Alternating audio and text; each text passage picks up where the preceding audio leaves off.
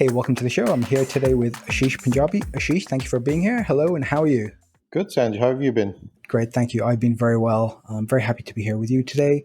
Ashish, you're a tech-loving entrepreneur. You've been based in Dubai for over 20 years now. You've been involved in retail and electronics, hardware, and now you're moving into sort of the software and connected solutions space. You're also very involved in the startup scene in the region, and those are all the topics that we're going to be covering today. Maybe if we start from the very beginning, I'm really curious about the region because in recent years, there's been a lot of news about a slight liberalization out there, and we've seen at the end of last year the opening up to business and travel from Israel, and I'm hearing a lot about startups in terms of innovation and investment. Yeah, well, I guess Dubai and the United Arab Emirates has always sort of been open as an economy and open to innovation and open to all sorts of great things. And going back to the first time, so I came to Dubai for the first time in 1988 because we've got a family business that's been running here since 1985, and I grew up in Hong Kong, much like you. Mm-hmm. And from those days onwards, we saw Dubai sort of embrace opportunities as and when they came up. Dubai is sort of in the center of the world in many ways, and if you take a flight, you're in 8 hours. You could be in Hong Kong, you could be in London, you could be in Moscow, you could be in Johannesburg. Australia is far for everyone, so Australia is a bit of a trek. But then the airline like with airlines like Emirates and Etihad, you've seen the connectivity where everything is sort of one flight away from us in that sense. And we've seen that with the airports, with the seaports, and the connectivity that we've had over here with the infrastructure that came in. Dubai sort of positioned itself quite centrally as a center of trade, going back many years. And being a center of trade, it sort of became the middle stop for a lot of people. If you were buying goods from China, if you're buying goods from India, if you're buying goods from Iran, if you're buying goods from various parts of the world, Dubai sort of became that central consolidation point where everything came in and sort of got repackaged and went out from here again. And it was easy for people to fly in. Culturally, it was easy. Language-wise, it was easy. Food-wise, shopping-wise, you sort of had everything coming in over here. And we're sort of between the East and the West. And I think Dubai has sort of always played on that fact that we were in the center. So that has been there. And then you sort of had the move towards embracing tourism many years ago over here. And being a country where about 85% of the population are expats, you had people coming in to visit their family that were working over here. But then you had all these little hop, skip, and jump trips that would come through Dubai. So someone flying from London to Hong Kong would stop in Dubai for a couple of days, or someone flying from Australia through to Frankfurt would stop over here, or someone flying in from New York to India would stop over here. And they would sort of find everything that was here. And this has sort of gone on and continued. And the thing that sort of makes Dubai and the United Arab Emirates fairly unique is they've always been thinking ahead. And they've always been thinking about what next.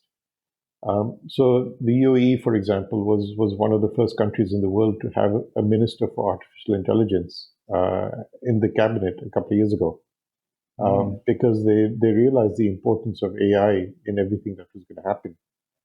And realized if it had to have its importance, it had to have a ministerial position for that.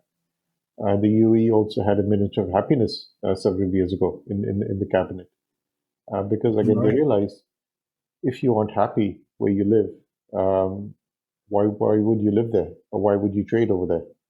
And these small things are subtle differences that sort of made Dubai what it is, and made it open to look at innovation and look at opportunities as and when they came in. You're really involved in robotics right now and sort of B2B connectivity using AI, robots, and automation. Can you tell me a little bit more about the sort of connected store, like what you're actually doing out there?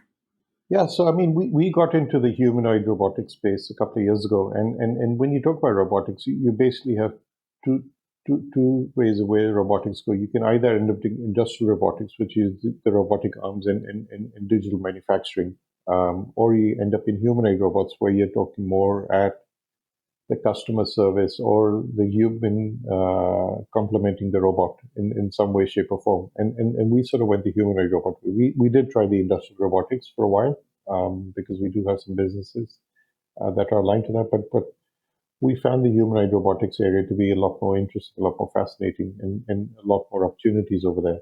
Mm. And essentially what we found with the robots is the robots do certain things extremely well. One is a robot doesn't get bored. A robot's energy levels don't sag during the course of a day.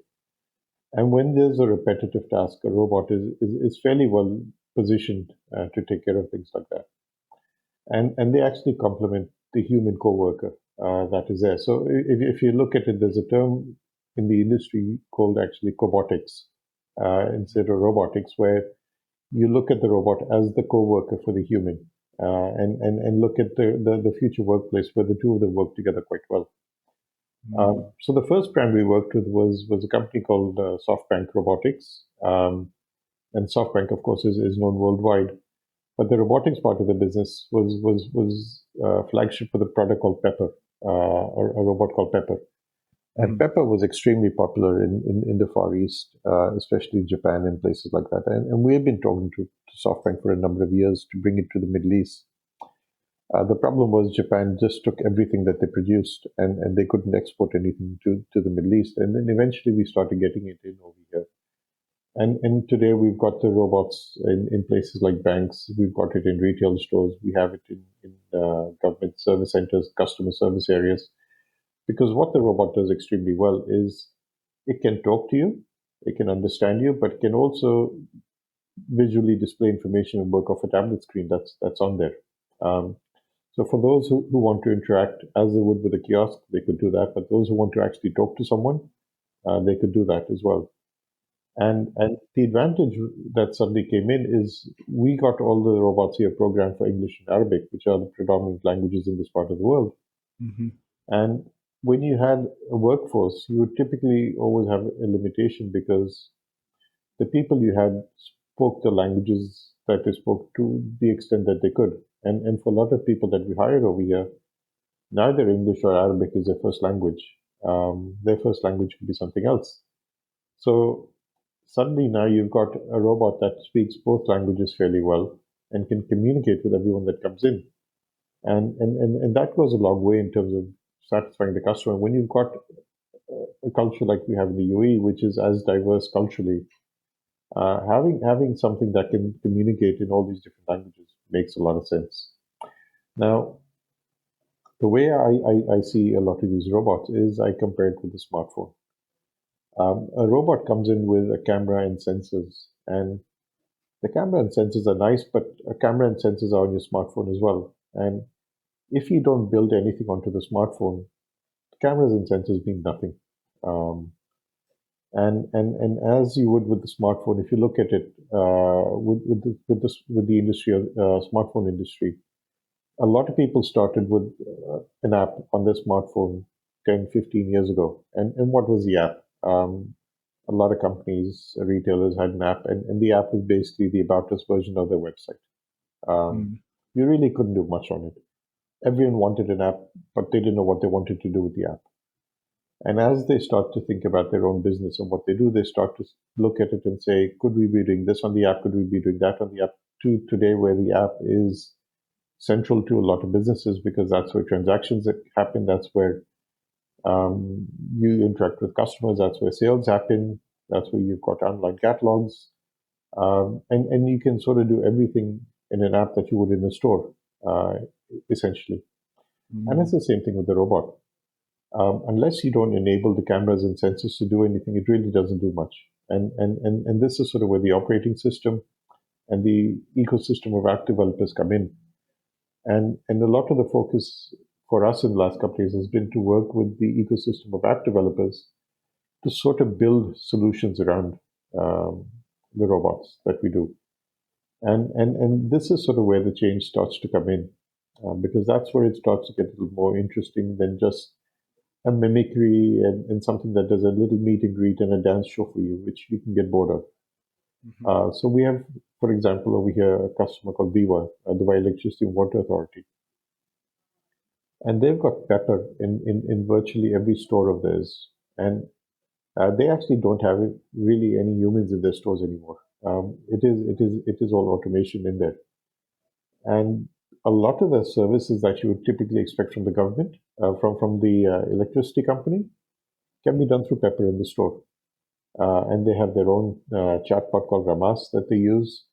But Ramas doesn't only sit on Pepper. Ramas sits on their smartphone app, sits on their website, and sits on their IVR system in the call center.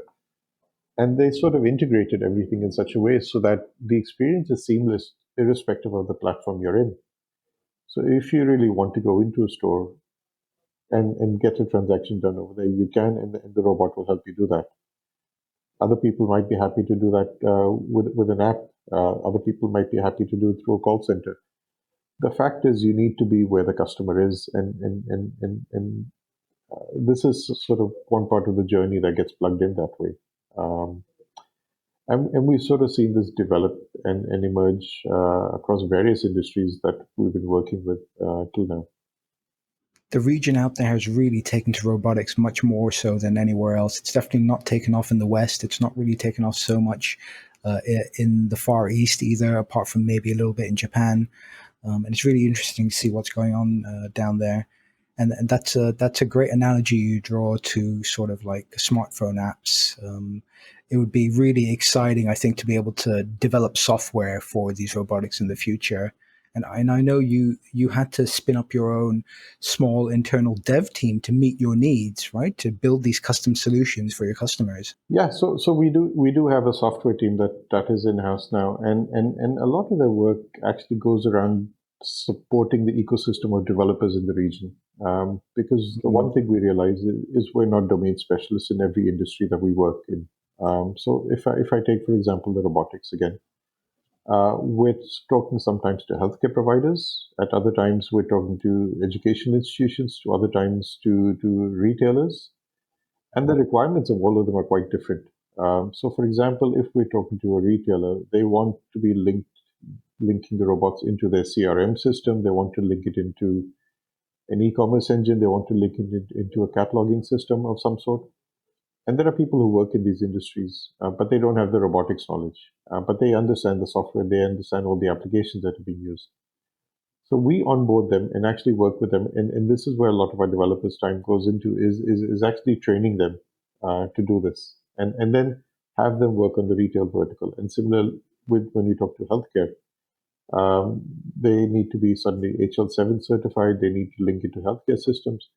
Now we don't want to be touching someone's healthcare system software because we're not domain experts enough. We don't want to be touching someone's banking backend because we're not domain experts in that. There are people who understand that extremely well. And what we sort of do is provide the tools for that marriage to be a little more fruitful and to start thinking of the evolution of that journey, of that transaction. So I the term digital transformation always comes up, and I absolutely hate it. Because I never see it as a transformation. In anything that you do, there is always an evolution in terms of how you develop and grow your business, in terms of the processes that go in. And with the other hat that I wear, we run retail stores over here for electronics. We're constantly investing in something or the other. The investment journey never stops. You're either investing in store layouts, you're investing in staff training, you're investing in point of sale systems, you're investing in last mile delivery systems, there's never an end point. It's always an evolution in terms of trying to do what you do better. And I think this is the focus and the mindset we've always had is how do we keep that evolution going in with the different bits of emerging tech that we do. So robotics is one. The other area that we're in, for example, is selling and supplying 3D printing equipment in the region. Mm-hmm. And again, 3D printing is something we started off about 12 or 13 years ago when it was fairly young and fairly new. And when we started selling 3D printing in the region, most people didn't understand what a 3D printer was. They would look at it and say, wait, how did that just happen? Where is the ink? And you go, there's no ink. There's a filament, or there's some other material that's being used. And the whole concept was completely foreign to people. And we've seen the quality of the conversations move forward tremendously since then. Um, Mm, because the understanding and the knowledge of that technology got better and better, and people started to think, where does it apply into their field of business? Now, when we started with 3D printing, we spoke to some of the suppliers we worked with, and they said, yeah, talk to the manufacturing guys, the people who do rapid prototyping, the people who do automotive manufacturing. And we go, wait a second, we don't have any of that in the Middle East or in the United Arab Emirates at least. And so we had to create a market for where 3D printing fit in. And that sort of went back to the drawing board of saying, how do we start? And the biggest market for us to get into was education. So the biggest market we started selling to was schools and universities, because if you get them hooked on over there, mm. um, it's one of those bits of technology that they start to use when they're in the workforce. And it's like, again, using another analogy, it's like the PC industry 30 years ago. Where did most kids get to learn to use a computer? Was in school. They were in a computer lab, like you and I were, Mm. and they used a computer for the first time. And in the school, there was a lab with 30 computers. And eventually, as that student went through the school journey, everyone had a computer. And by the time they got into the workforce, they expected to have a computer over there. And 3D printing is one of those technologies that was sort of in the same way as well, where we're now seeing people graduate 10, 12 years later, and they're in the workforce, and they're the same people now who are now sitting on the other side of the desk saying, if we had a 3D printer in the office, we could have been doing this, or we could be thinking of that. And you start to see the business come in again for us in that sense.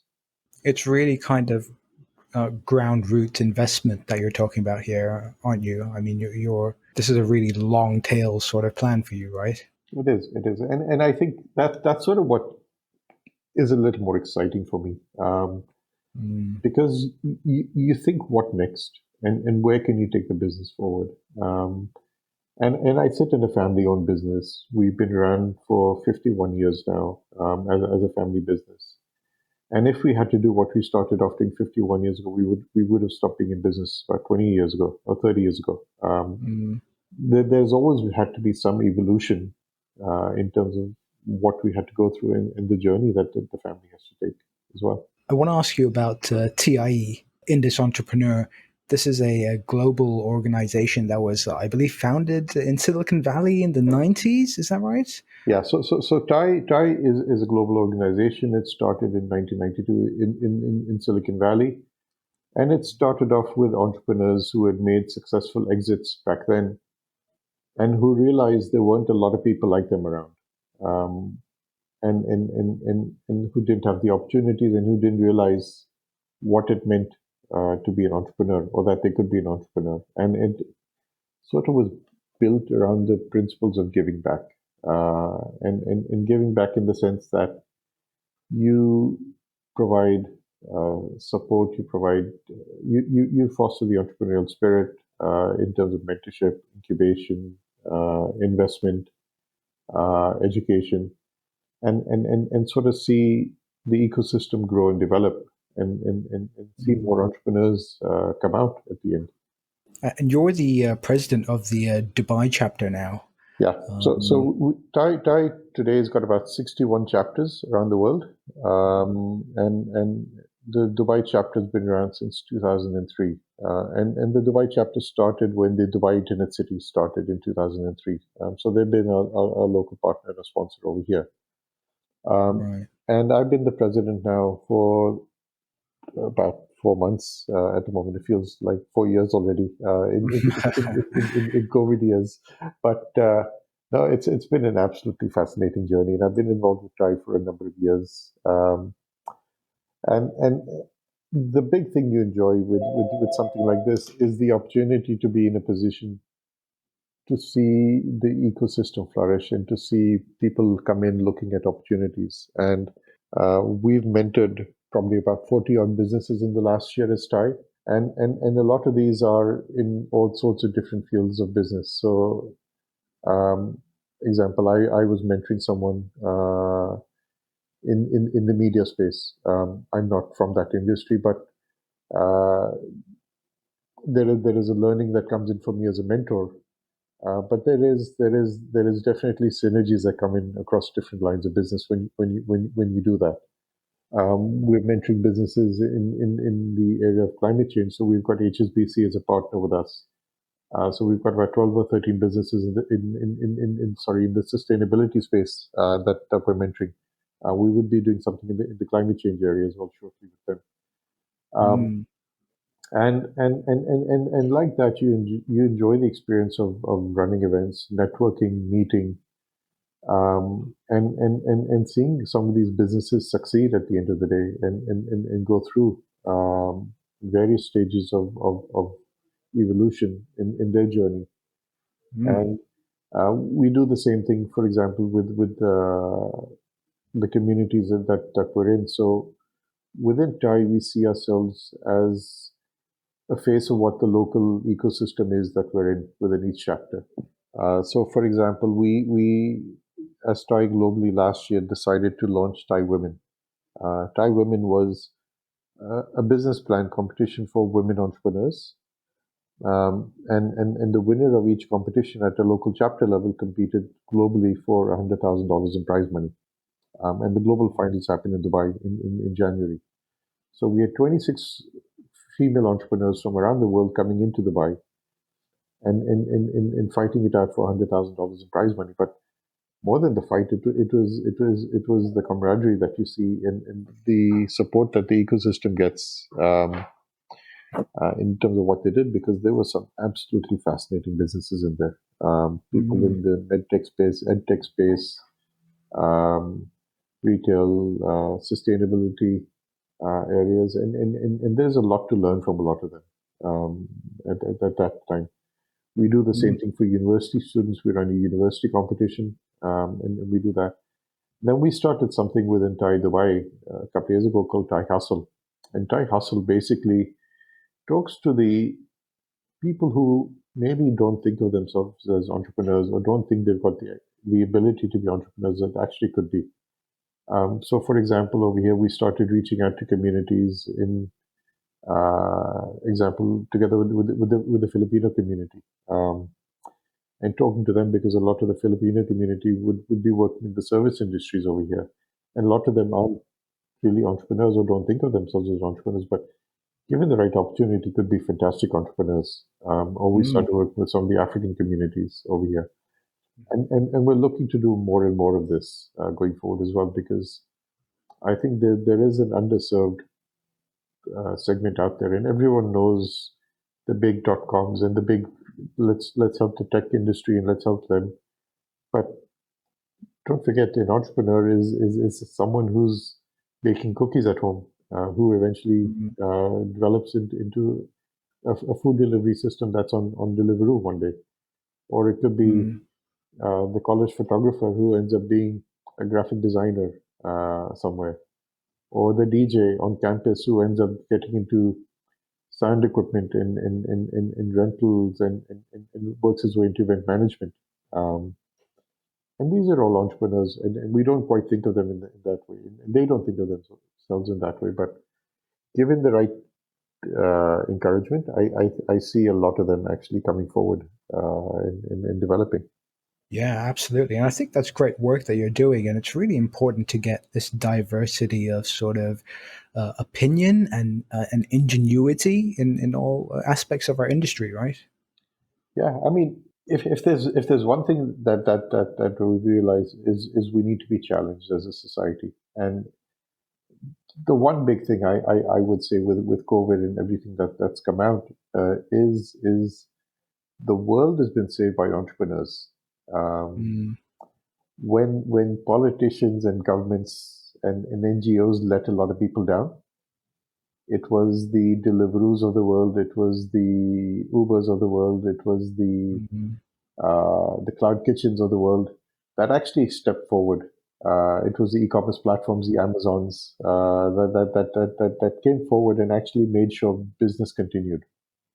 And I think these entrepreneurs were underappreciated, undervalued. The last mile delivery guys, the payment gateways, Mm. and everyone suddenly realized the importance of all of that investment that was going in over these years. Because had that not been happening, and had we relied on governments itself, uh, we probably would have seen a devastating situation in the last year compared to what we actually did experience. On that point, there's also, I mean, I'm not sure. Maybe I'm too out of touch, but I'm really blown away by the sort of diverse and inclusive face of founders and business people and entrepreneurs that are setting up and being supported in the region. Yeah. So, like I said at the beginning, the UAE is one of those places that is been sort of at the center of the world, and being at the center of the world, we attract a lot of this talent in over here, um, and that's what's exciting is you actually get to experience a little bit of everything from every part of the world. Mm. So even as a tourist, when you come into Dubai and you go into a shopping mall. And you suddenly look around and you go, wait, I've got stores from the US, I've got stores from Europe, and I've got stores that I knew in the Far East as well as stores that I knew in the Indian subcontinent in one shopping mall. Where in the world would you get that? Or if you come in as a foodie and you say, I want to eat out, and you suddenly find you've got every cuisine possible over here. That's because you've got the ecosystem that brings in that diversity over here. And when you bring in that diversity in terms of ideas, in terms of nationalities, in terms of cultures, and you start to see the fusion of that, you actually start to see innovation happen. And the big thing for me that excites me with the United Arab Emirates over the years is the UAE has been a net importer of virtually everything till now. Um, the only thing they exported was oil, and that too.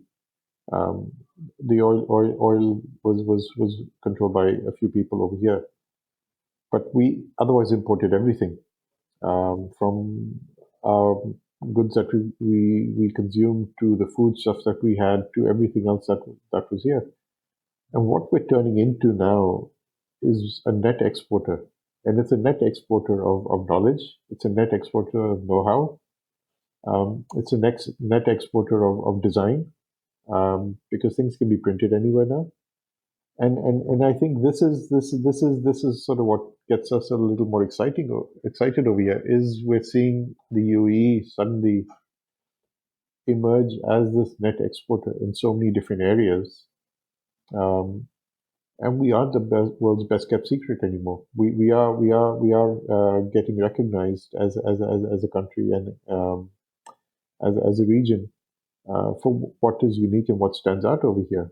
Um, and I think that has been probably one of the more exciting things and the collaborations that come in as a result of that. Lastly, I wanted to ask you about this Techstars program. This looks really interesting. This is like kind of a parallel to Thai. Yeah, well, Techstars has been around for a long time, and Techstars is a fantastic organization as well, and they do a lot of great stuff. And I've been involved with Techstars in the region now for about 4 or 5 years since they set up, and I sit and mentor some of the businesses that they put into their accelerator program, which has again been a fascinating experience. So what Techstars essentially do is bring in businesses that have already been founded and through a 12-week program, take them up to a whole different level, engage them in such a different way, give them access to mentors and resources that they wouldn't get otherwise, and help them move forward in tremendous ways. And they run something called the Mentor Madness program, which I've been a part of, where essentially you get to see about 10 businesses in the course of half a day, and you spend bits of time with them doing mini mentorship sessions. But those mentees actually get to see, like me, maybe another 30, 40 people in a week, and they get access to all of that know-how and all of that. And then if there is a reason for a longer term engagement, then that continues. So at the moment, I'm mentoring two businesses with Techstars. Um, Again, completely different. One is in the AI space, and with fascinating online retail solutions, and have enjoyed working with them. They're based out of India. But then the other one is a mental health tech startup based out of Singapore and Australia, but working with the Techstars program in Abu Dhabi over here. Um, Mm. and again, completely different set of founders, area of business I don't have the functional knowledge in, but I've got the knowledge as a mentor to help them in other areas in terms of how to develop a business or in terms of some of the contacts they may have. So it's fascinating to see how those businesses mature in such a short period of time.